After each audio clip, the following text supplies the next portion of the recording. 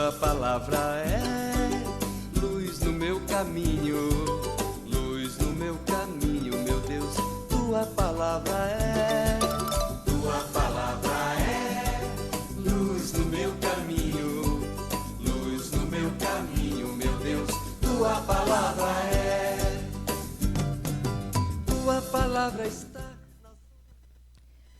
Mais uma vez, com alegria, muita humildade, porque a gente sabe que sem Deus nada somos, que a gente vai estar lendo, meditando mais um pouco desse nosso momento bíblico da Basílica Nossa Senhora do Patrocínio.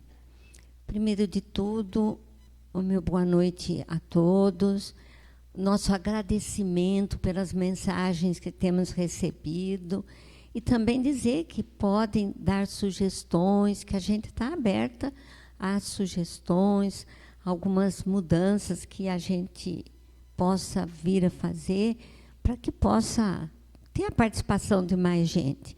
Olha que alegria, hoje nós temos a participação do Joaquim, que está aqui com a gente. Boa noite, Joaquim.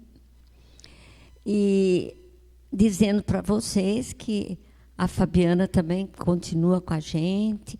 Nós queremos aumentar o número de pessoas que estejam também aqui. Então, se alguém tiver o desejo de vir participar, de vir estar aqui com a gente, sinta-se convidada e sinta-se convidado e à vontade.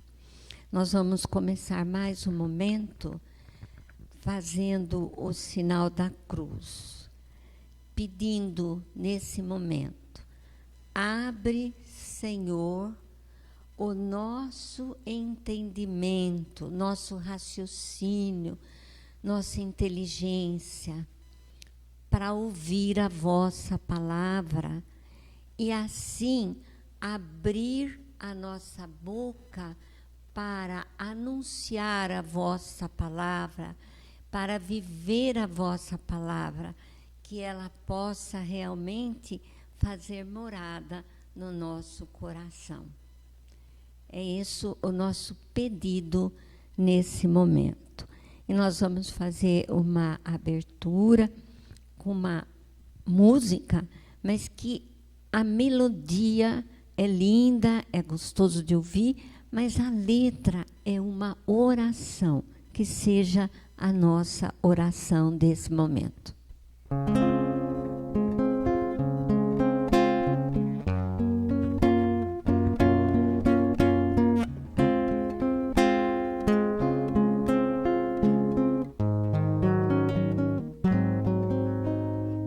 Deus está aqui neste momento, sua presença é real em meu viver. Entregue sua vida, seus problemas.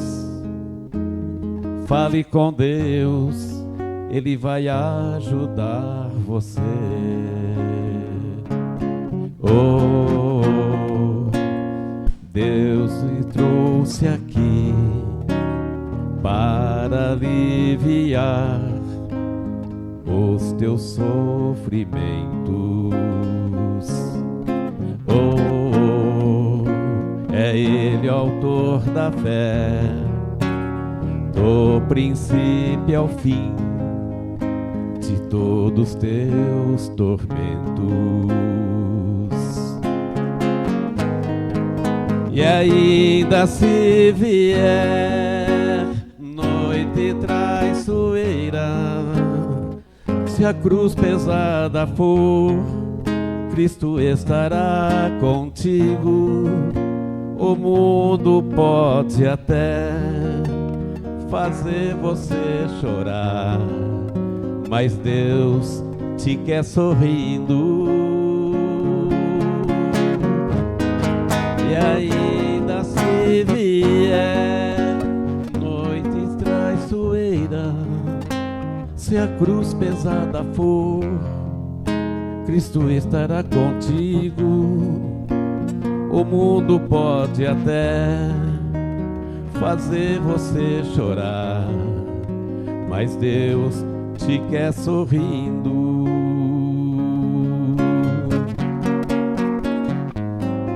Seja qual for o seu problema,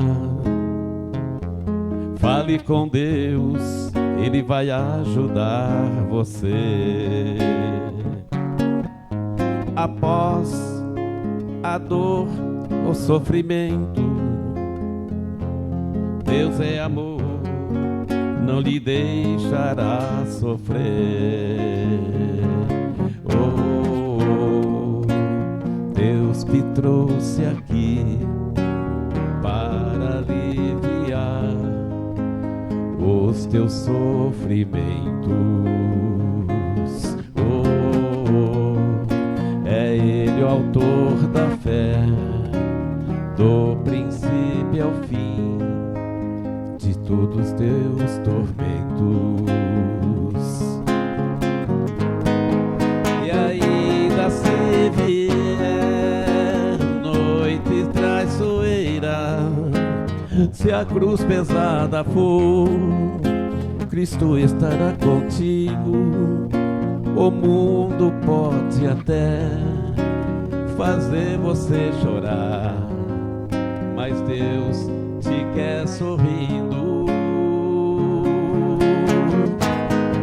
E ainda se vier noite traiçoeira, se a cruz pesada for, Cristo estará contigo.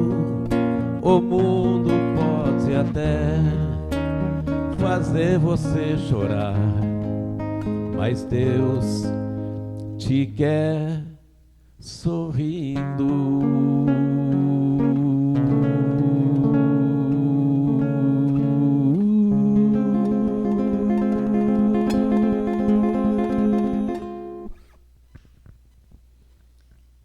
Nós vamos fazer a meditação, a leitura orante do livro de Atos, do capítulo 6, versículos de 1 a 15. Vamos sempre nos posicionarmos diante deste livro.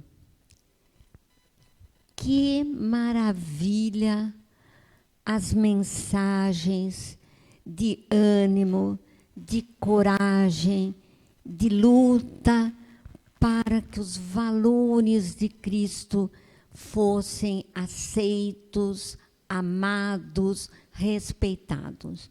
Então, é um livro de muitas lições, muitas lições.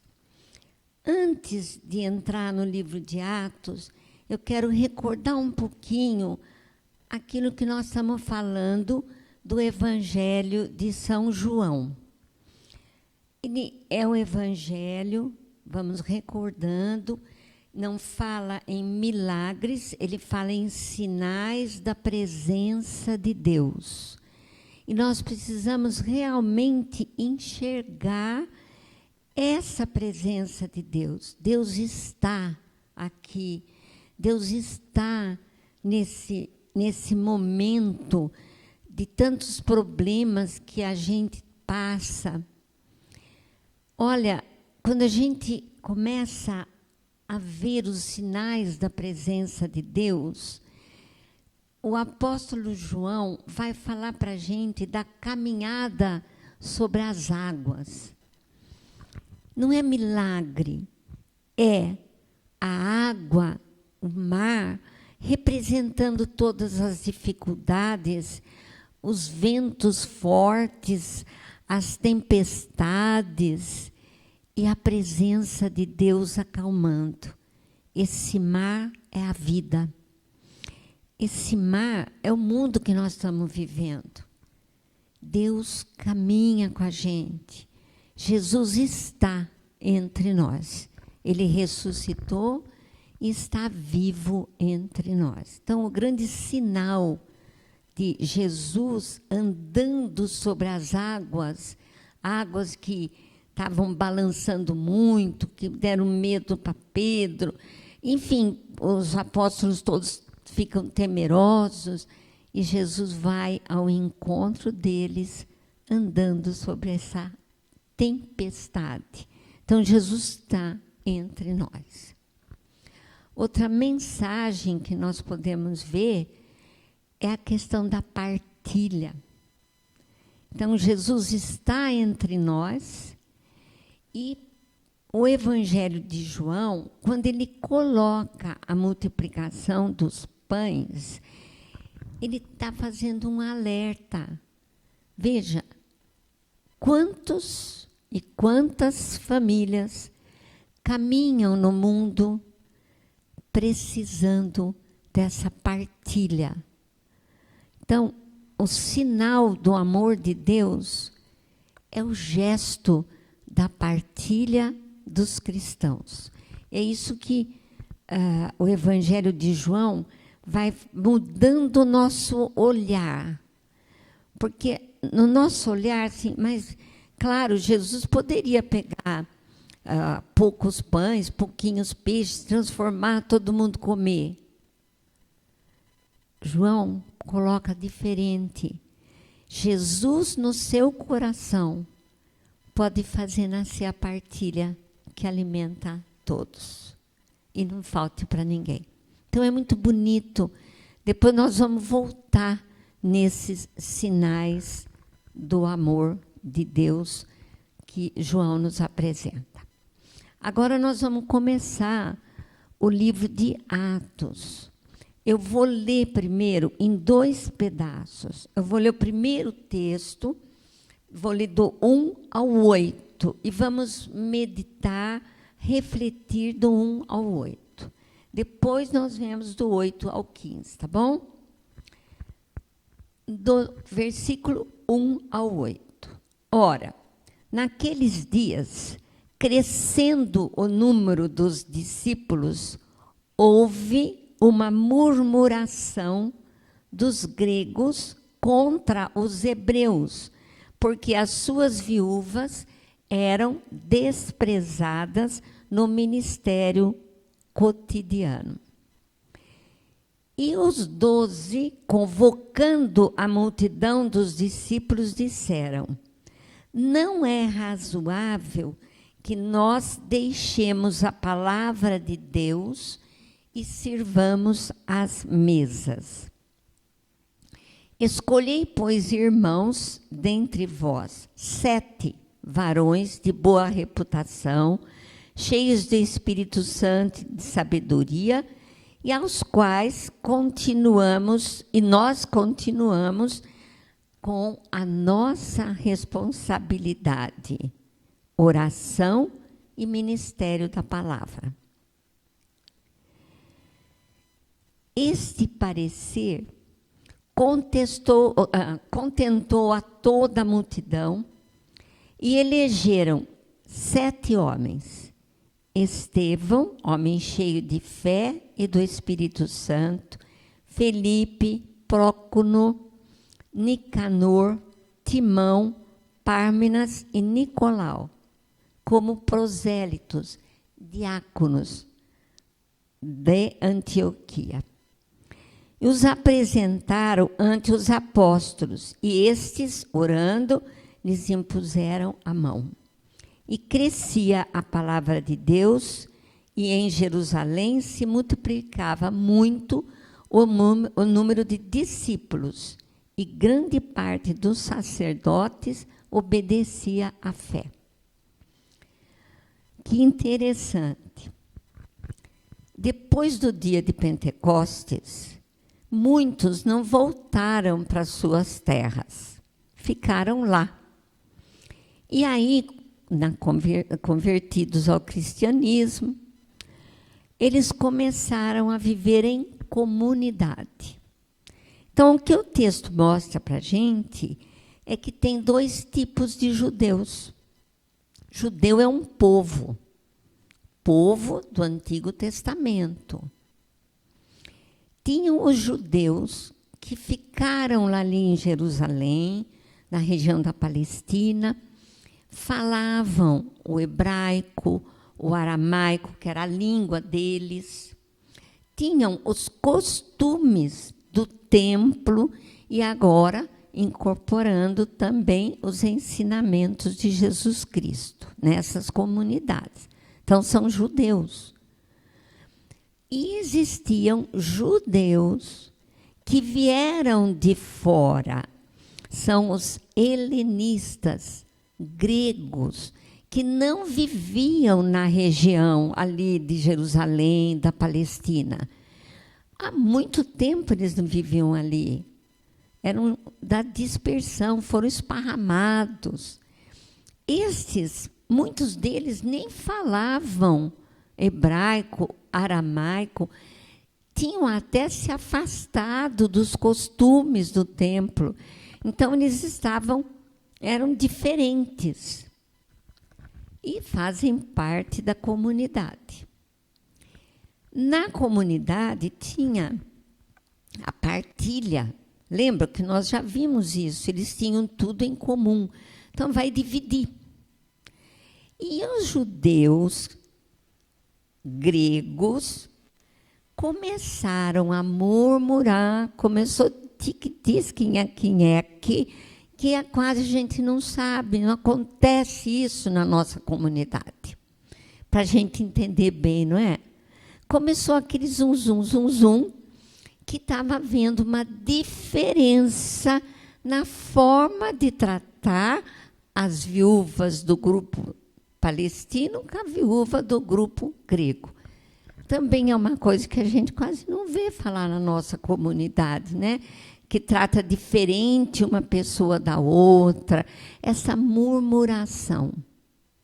Mas olha que interessante, os apóstolos tomaram conhecimento e disseram, isso tem que ser resolvido. Nós não podemos deixar crescer essa murmuração na comunidade. Isso divide a comunidade, faz mal à fé. Não é isso que Cristo quer. Então, eles resolveram que só eles não dariam conta. E resolveram escolher 7 homens para determinadas atitudes, liberando os apóstolos para a oração e para a evangelização.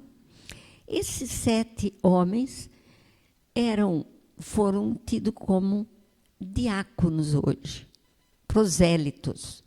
Obedeciam às ordens, à orientação dos apóstolos e exerciam atividade na comunidade. Percebam que a comunidade começa a crescer e começa a necessitar de uma estrutura de organização. Entre eles, vamos ver aí, o Estevão, Felipe, homens de muita fé que vão exercer as funções e também acabar com a própria vida testemunhando Cristo. Então, qual é a primeira grande lição que a gente tira desse texto? Nós vivemos numa comunidade. Os murmúrios, os tic-tiques precisam ser resolvidos. E para isso existe pessoas dentro da própria comunidade que podem ajudar. Em vez de crescer o problema, fazer o problema ser resolvido. Precisamos de oração. Com esse texto, precisamos conversar com Deus.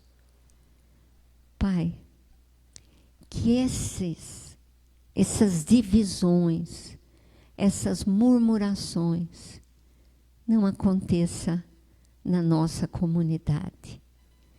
Que o Senhor abençoe a comunidade. Que o Senhor ensine a silenciar na hora certa, a falar na hora certa para a pessoa certa. É isso que nós pedimos para o Senhor através desse texto.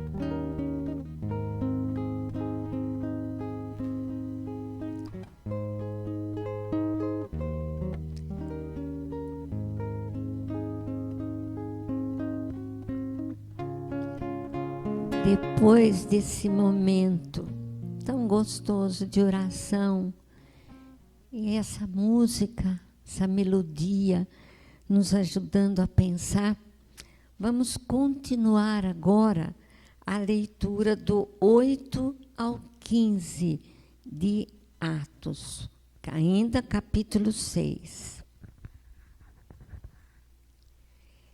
E Estevão, cheio de fé e de poder, fazia prodígios e grandes sinais entre o povo.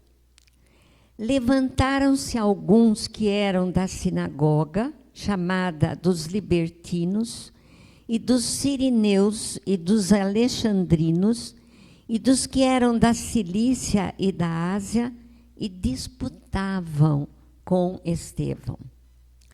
E não podiam resistir à sabedoria e ao espírito com que ele falava.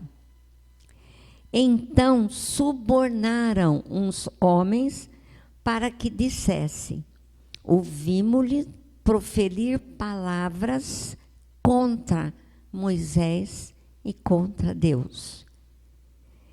E excitaram o povo, os anciãos, os escribas, investindo com ele, o arrebataram e o levaram ao conselho. Apresentaram falsas testemunhas que diziam: este homem não cessa de proferir palavras de blasfêmias contra o santo lugar e contra a lei. Porque nós lhe ouvimos dizer que esse Jesus de Nazaré há de destruir esse lugar e mudar os costumes que Moisés nos deu. Então, todos os que estavam assentados fixaram os olhos nele, viram o seu rosto como o rosto de um anjo. Estevão. Veja que já no primeiro versículo, no 8, ele fala que é um homem cheio de fé e poder. Fazia prodígios e sinais.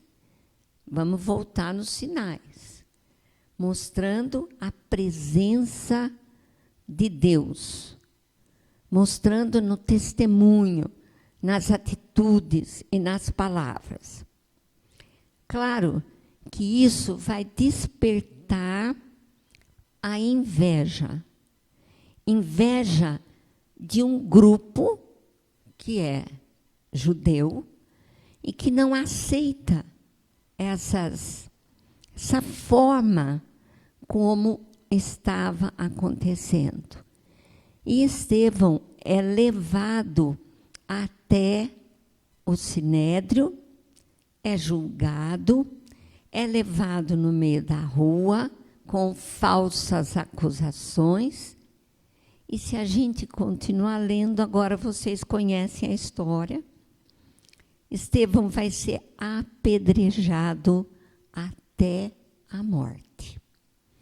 Esse apedrejamento de Estevão mostra a força da fé a ponto de ele ainda, a hora que está morrendo, dizer a Deus que os perdoe e morre.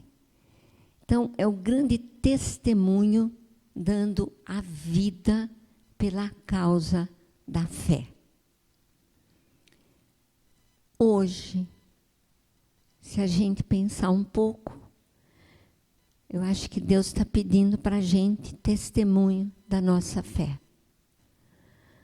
Nesse mundo de uma inversão tão grande de valores, nesse momento de contextos que a gente vive no mundo todo, de desunião, de busca de poder, de busca de ter, nos deixa com uma responsabilidade muito grande.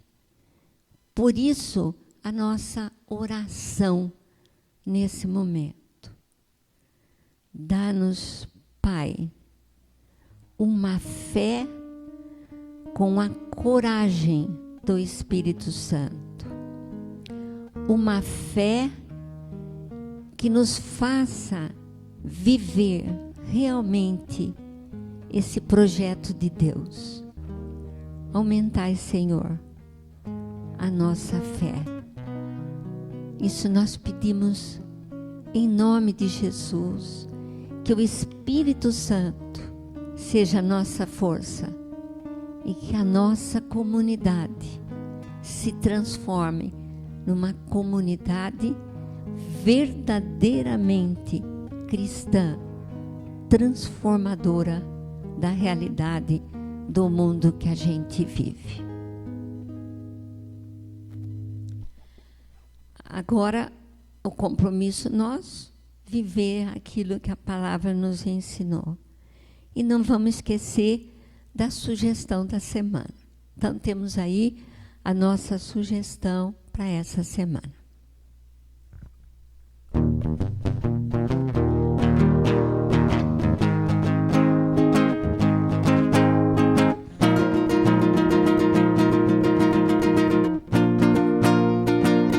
Deus enviou seu Filho amado para morrer no meu lugar. Na cruz pagou por meus pecados, mas o sepulcro vazio está, porque Ele vive. Porque Ele vive, eu posso vê-lo amanhã. Porque Ele vive, temor não há. Mas eu bem sei que o meu futuro está nas mãos do meu Jesus, que vivo está. Um dia eu vou cruzar os rios e verei então um céu de luz, e verei que lá, em plena glória, vitorioso, vive e reina meu Jesus. Porque Ele vive, eu posso crer no amanhã. Porque Ele vive, temor não há. Mas eu bem sei que o meu futuro está nas mãos do meu Jesus, que vivo está.